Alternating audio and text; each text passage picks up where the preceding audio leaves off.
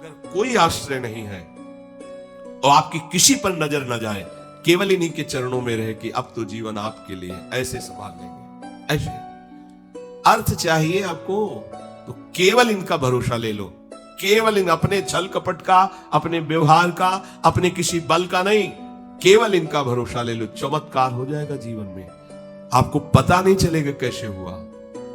कभी ऐसे नहीं हुआ, कभी किसी से ऐसे नहीं हुआ, इसका कैसे हो रहा है, कैसे हम सबका उदर पोषण हो रहा है, वृंदावन वास हो रहा है, सब चल रहा है, कैसे प्रभु चला रहे हैं? क्या आप सबको नहीं चला रहे हैं? पर आप अपने को कर्ता मान रहे हैं, इसलिए आपको अनुभव में नहीं हो रहा, इसीलिए आपको परेशानियां हो रही, क्योंकि आप कर्ता बन रहे हो। अगर विश्वंभर कर्ता को कर्ता मान लो और उनके आश्रित हो जाओ तो जो चाहोगे मिल जाएगा, अगर ना चाहोगे तो वो मिल जाएंगे। जो चाहोगे मिल जाएगा, बिल्कुल कोई चाह न करो तो वो जो व्यवस्था उनको करनी करेंगे और वो स्वयं मिल जाएंगे। अर्थार्थी भक्त को धन संपत्ति वैभव चाहिए, पर वो केवल हरि से चाहिए, दूसरे से नहीं। पर ये ध्यान रखना, इसकी परीक्षा होगी आपकी। अपने इष्ट देव के अनन्य होकर के यदि आप अर्थ चाहोगे तो बहुत जल्दी आपका परिवर्तन होना शुरू हो जाएगा। पर आचरण आपके पवित्र होने चाहिए, ये भी ध्यान रखना। आचरण की अगर पवित्रता नहीं तो फिर शिकायत मत करना। आप अपने आचरण पवित्र करो और नाम जप करो, केवल हरि के आश्रित रहो, फिर देख लेना। अगर आपको लगता हो कि भगवान के भक्त बहुत गरीब और ऐसे, सच्ची पूछो, उनको आकांक्षा नहीं। प्रभु जबरदस्ती व्यवस्था करते, उनको आकांक्षा नहीं होती। 4 रोटी मांग ली, ऐसे ही पड़े, पूरा जीवन प्रभु के लिए। उन प्रेमी महापुरुषों की चरण धूलि अगर शरीर का स्पर्श कर ले तो पावन हो जाए। देवता तरसते हैं उनकी सेवा के लिए, सिद्धियां हाथ जोड़े खड़ी रहती है, पर वो अकिंचन महात्मा किसी से कुछ नहीं चाहते। कि ऐसा न समझो कि हमारा दास, हमारा भक्त, हमारा आश्रय लेने वाला ऐसा नहीं है। वो हरिदास भगवान के चरणों का दास है। समस्त ऐश्वर्य संपन्न भगवान उसके अधीन हो जाते हैं जो भक्ति करता है। अगर आपको अर्थ चाहिए तो केवल भगवान का आश्रय ले, दूसरे का नहीं। अब ये कोई छोटी मोटी बात नहीं, देख लीजिए अंदर से। अपने बल का आश्रय नहीं, किसी दूसरे व्यक्ति का आश्रय नहीं, किसी दूसरी देवी शक्ति का आश्रय नहीं, केवल श्री हरि का आश्रय। और जब आप पक्के उतर जाओगे, जैसे सुदामा जी, तो जैसी द्वारिकापुरी थी वैसे सुदामापुरी हुई। जैसा वैभव द्वारिकाधीश का वैसे सुदामा जी का वैभव था। पक्का मान लीजिए, लोग समझते नहीं। ऐसा ना समझो कि ये केवल कथाएं हैं। आपका जीवन स्वयं एक कथा बन जाएगा। यदि आप हरि के आश्रित हो गए तो आपका जीवन चरित्र दूसरों के लिए उदाहरण बन जाएगा। पर निष्ठा चाहिए।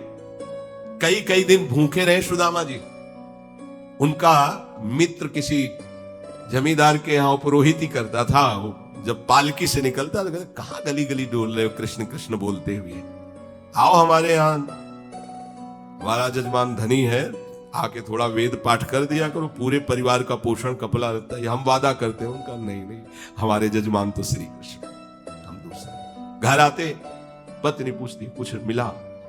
5 घर हुआ है, कुछ मिला नहीं। चलो तुलसी दस और चरणामृत से दिन काटते। भगवान व्याकुल हुए, भगवान ने ईश्वर दिया। अगर धन ही चाहिए, सुदामा जी की इच्छा नहीं थी, उनकी पत्नी की इच्छा के कारण वो भी इच्छा भगवान ने पैदा की। ये भक्तजनों को ऐसा ना समझो फटे पुराने कपड़े पहने या ऐसे घूम रहे हैं, बड़े अभागी हैं। हम तो बड़े भाग्यवान हैं क्योंकि हमारे पास सारा ऐश्वर्य है। ऐसा ना समझो उनके भाग्य में ऐश्वर्य बनाने वाली मशीन मिल गई है, श्री हरि। वो इस ऐश्वर्य को क्या करे, श्री हरि मिल गए, जिनके रोम कूपों में अनंत ब्रह्मांड वास करते हैं। वो भगवान उनके यार हैं, उनके प्यार हैं। वो दूसरे की तरफ क्यों ताकेंगे? और जिज्ञासु, जो जानना चाहता है, भगवान को केवल भगवान ही जानते हैं, दूसरा नहीं जानते। पक्की बात समझ लो, भगवान को केवल भगवान जानते हैं, दूसरा नहीं जानता। बोले संत महात्मा, इनको भगवान ने जना दिया तो ये भगवान के स्वरूप हो गए।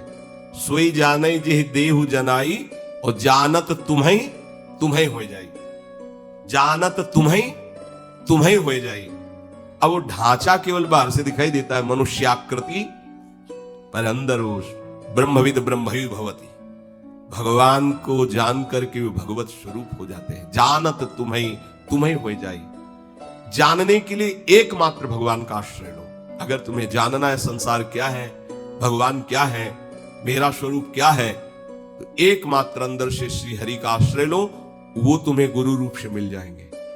बस उनकी आज्ञा का पालन करो तो जो गुरु है वही शिष्य हो जाता है। शिष्य की पूर्णता गुरु स्वरूप में स्थित हो जाना, भेद खत्म हो जाना, अभेद हो जाना।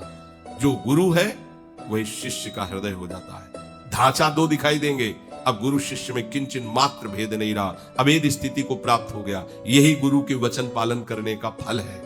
जानत तुम्हें हो जाई, वो इष्ट स्वरूप हो जाता है, वो गुरु स्वरूप हो जाता है। ज्ञानी जब भगवत स्वरूप का साक्षात्कार हो जाता है तो जिसके अंदर अभेद भावना होती है वो मोक्ष को प्राप्त हो जाता है, और जिसके अंदर प्रियता होती है, थोड़ा हृदय द्रवित होता है, वो आगे बढ़ जाता है। उसके अंदर फिर दास्य, शक्य, वात्सल्य आदि भावों का प्रेम जागृत होता है। ये मोक्ष से भी स्वादिष्ट है। जो मोक्ष सुखानुभव करने वाले बड़े बड़े महापुरुष हुए, उनके अनुभव निकले जब इस प्रेम का रसास्वादन किया। जैसे भगवान के ही स्वरूप से सुखदेव जी जब लालजू की रूप माधुरी श्रवणेन्द्री से गई, और वो तो सिद्ध महापुरुष हैं, जैसा शब्द सुन रहे वैसे ही भाव में रूप जागृत हो रहा है। उनको कोई ध्यान थोड़ी लगाना है। बरहा पीडम नटवर बपू, तो वैसे ही सामने नटवर बपू बिक गए एकदम उस रूप को सुन के। इतना सुंदर श्याम, इतना सलोना श्याम, ये तो ब्रह्मानंद को भी फीका कर देने वाला रूप है। उठ खड़े हुए, 18,000 श्लोक कंठस्थ के, श्रीमद् भागवत के 18,000 श्लोक कंठस्थ। और ये ऐसे महापुरुष हैं जो जन्म सिद्ध हैं। अपने पिता व्यास जी को स्वयं उत्तर नहीं दे रहे, वृक्ष उत्तर दे रहे हैं। सुकोहम सुकोहम, वृक्षों से निकल रहा है। ऐसे तदात्म भाव को प्राप्त महापुरुष, अर्थात ब्रह्मानंद से भी श्रेष्ठ श्री कृष्ण का रूप रसास्वादन। मधुसूदन सरस्वती जी बंशी विभूषित करा नवनी हृदाभार, उसमें कह रहे हैं कृष्णात् परम किमपि तत्व भावना। कृष्ण से कोई बड़ा तत्व है मैं नहीं जानता। तो जो भगवान कह रहे हैं कि ज्ञानी जो भक्त है, यहां दो भाव ज्ञानी की, जिन्होंने सत्य को जान करके भगवत स्वरूप में लीन हो गए, या जो सत्य स्वरूप भगवत स्वरूप को जानकर प्रेम में लीन हो गए। प्रेम में लीन होना, अभेद होते हुए भी भेद भाव को स्वीकार करना। ये भेद मायाकृत नहीं है, ये चिदानंद भाव भेद है, भाव भेद। ये जो ज्ञान में लीन हो चुके हैं उसके आगे की बात है। इसीलिए इस भेद को वो ना जानने के कारण कहते कुछ न कुछ अविद्या बचती है, तभी भेद दिखाई देता है। ऐसा नहीं है। जिस समय स्वरूप का साक्षात्कार होता है और उसके हृदय में भक्ति का अंश होता है, भक्त को भी स्वरूप साक्षात्कार होता है। मम दर्शन फल परम अनुपा, जीव पाओ निज सहज स्वरूपा। जो ब्रह्म साक्षात्कार में स्वरूपानुभूति होती है वही भक्त को भी होती है। उसी समय उसका, वो टिक नहीं पाता वहां, उसी समय उसका आकर्षण होता है उसके आराध्य देव का, और उसकी वृत्ति उसमें लीन ना होकर उस आत्म स्वरूप को अपने आराध्य देव के रूप में देखता है, और इतनी तन्मयता हो जाती है कि अपना विस्मरण हो जाता है। बस केवल आराध्य देव रह गए। अब यहां से प्रेम की दशा प्रारंभ हो जाती है। ज्ञानी सब कुछ विस्मरण करके आत्मस्वरूप में लीन हो जाता है। उसका आत्मस्वरूप भी विस्मरण होकर आराध्य देव के स्मरण में लीन हो जाता है। ये प्रेम की गाथा। भगवान कहते हैं 4 प्रकार से जन मेरा भजन करते हैं तो ये सब महान है।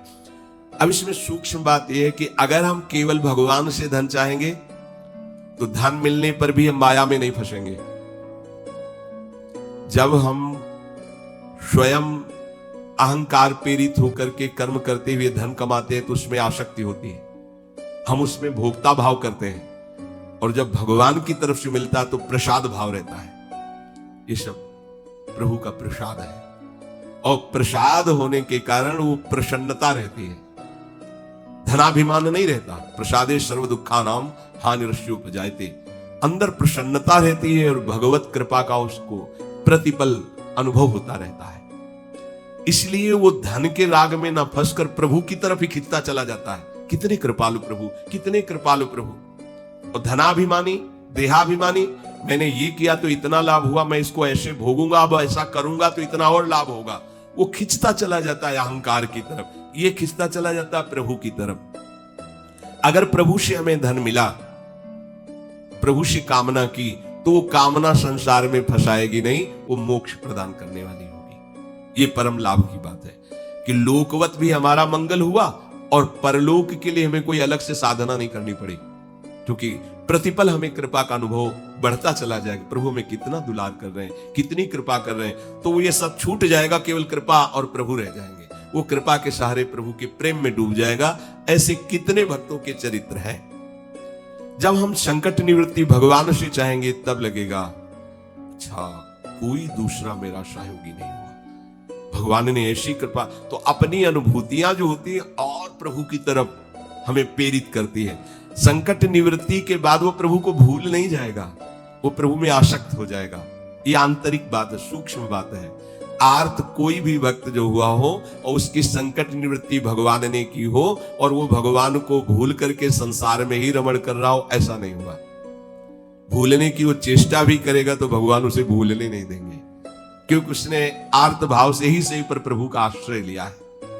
और प्रभु का आश्रित कभी माया में फंस नहीं सकता है, पक्का है, चाहे किसी भी भावना से आश्रय लिया हो। और जो भगवान से जानना चाहता है भगवान को, उसको कभी ज्ञानाभिमान नहीं होता। अगर हम पढ़ लिख करके जानना चाहेंगे तो जान भी नहीं पाएंगे, पर हमें ज्ञानाभिमान हो जाएगा। अगर प्रभु से जानेंगे, गुरु कृपा से जानेंगे तो कभी ज्ञानाभिमान नहीं होगा। इसीलिए हमें अगर सांसारिक सुख भी चाहिए तो केवल हरि का आश्रय लें, सांसारिक दुख की निवृत्ति चाहिए तो केवल हरि का आश्रय लें, और हरि को जानना है और पाना है तो केवल हरि का आश्रय लें। वो सब साधन दे देंगे, वो सब हमको मार्ग दे देंगे, जिससे हमें उनका बोध हो जाएगा या प्रेम हो जाएगा। हम हरि को छोड़कर अन्य आश्रय न लें, हम हरि को छोड़कर किसी अन्य का भरोसा न करें, तो इस प्रपंच की चाह रखते हुए भी हम भगवान को प्राप्त कर लेंगे।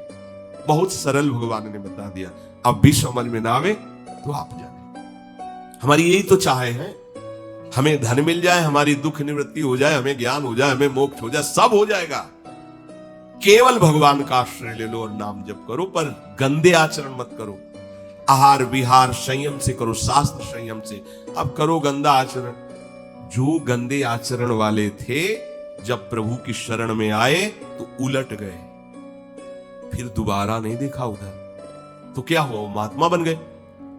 अब अपने भगवान की शरण में आए, अगर गंदे आचरण करते रहेंगे तो अनुभव नहीं होगा, और ये होगा कि पता नहीं भगवान आपके ऊपर प्रसन्न होंगे इसलिए ऐसा हो गया, हमारा तो नहीं हुआ। आप आचरणों को, भगवान का बल आपको सहयोग देगा, आपको बचाएगा। पर आप इच्छा करके यदि कामनाओं की प्रवाह में बहकर गंदे आचरण करेंगे तो छूट भी दी है भगवान ने, आप करो और उसका फल भोगो। अवश्य में भोक्तव्यम कृतम कर्म शुभाशुभम। आश्रित को ये ध्यान रखना चाहिए, अपने आराध्य देव के विरुद्ध आचरण नहीं करना चाहिए। अगर कहीं होने की संभावना हो तो आराध्य देव से प्रार्थना करनी चाहिए, बचा लो प्रभु। हर्षित हो कि कैसे कोई पापाचरण कर सकता है भगवान का दास कहलाकर, भगवान का शरणागत कहलाकर। सबके अंदर वासनाएं होती है, इन्हीं का नाश करने के लिए तो हम भगवत मार्ग के पथिक बने। और नाम में इतनी सामर्थ्य पूछो मत। ये तो जैसे जैसे तो ऐसा लगता है अभी तो कुछ परिचय ही नहीं मिला नाम का। इतना अमोघ, इतना अगाध, इतना अथाह वैभव नाम में है। सच्ची मानिए, सच्ची मानिए। आप बस लगे रहो राधा राधा राधा, फिर देख लेना आप, खुद देख लेना आप। बस ये चीजें बंद कर दो जो असाधन है। ये होने के हमने विचार भी किया, जब लोग प्रश्न करते हैं कि नाम तो हम भी जप रहे, पर तो विचार किया आप असाधन करते हो। भगवत विमुख आचरण करो, कैसे प्रभु को आप प्रसन्न कर पाएंगे। अभी तक करते रहे, कोई बात नहीं, वो भूत है, निकल गया भूत। वर्तमान को संभालो, वर्तमान में कोई गलत आचरण न हो तो आपका परम मंगल श्री हरि कर देंगे। ये जो त्रिगुणात्मिका माया के द्वारा जिनकी बुद्धि ढक गई है, ये लोग आसुर भाव के हो जाते हैं, राक्षसी स्वभाव के। ये मेरा श्रेय नहीं लेते, ये महान नीच कर्मों में ही सुख की खोज करते रहते हैं। पाप कर्मों में स्वाभाविक इनकी रुचि होती है। ऐसे मूढ़ मनुष्य मेरी शरण में नहीं होते। भगवान कह रहे हैं मेरी शरणगत, मेरे चरणारविंद का आश्रयगत जो भाव तुम्हारे अंदर आएगा तो तुम समस्त माया के प्रभाव से तर जाओगे। पर क्यों नहीं आते सब लोग, जब इतना आनंद का मार्ग है इसीलिए नहीं आते। कि उनकी बुद्धि अपहृत हो गई है, माया ने आसक्त कर लिया है। वो गंदे आचरण, गंदा भोजन, गंदे विचार, दूसरे जीवों की हिंसा, दुख आदि देना, ऐसे स्वभाव वाले जो पाप कर्म रत है, नीच आचरण वाले हैं, उनके हृदय में ये विचार ही नहीं आता कि हम श्री हरि की शरण होकर महामंगल महासुख को प्राप्त हो।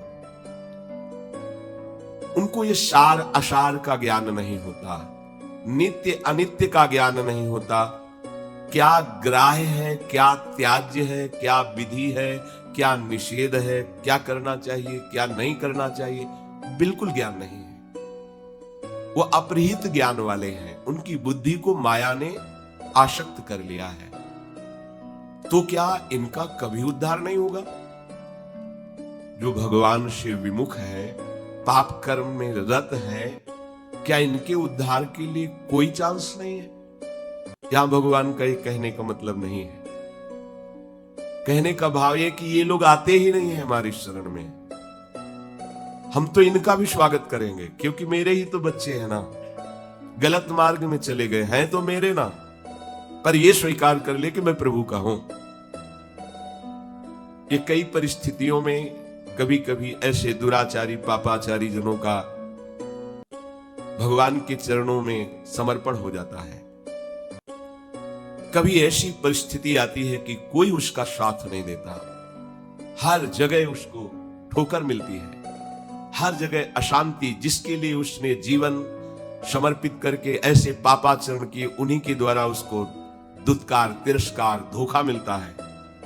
तो उसका हृदय पुकार उठता है कि अगर कोई ईश्वर है तो मुझे स्वीकार करे। या किसी भगवत प्रेमी महात्मा का उसने अनादर कर दिया, क्योंकि हिंसा स्वभाव वाला है, पाप कर्म में रुचि रखने वाला, श्रद्धा तो रखेगा नहीं संतों के प्रति।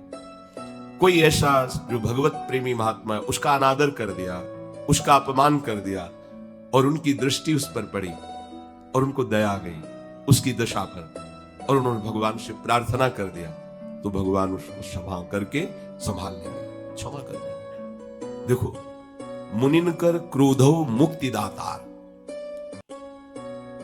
यदि किसी महात्मा का कोई दुष्ट अपमान करता है, अगर वो महात्मा प्रार्थना ना करें तो भगवान उसका बहुत बुरी तरह नाश कर देते हैं।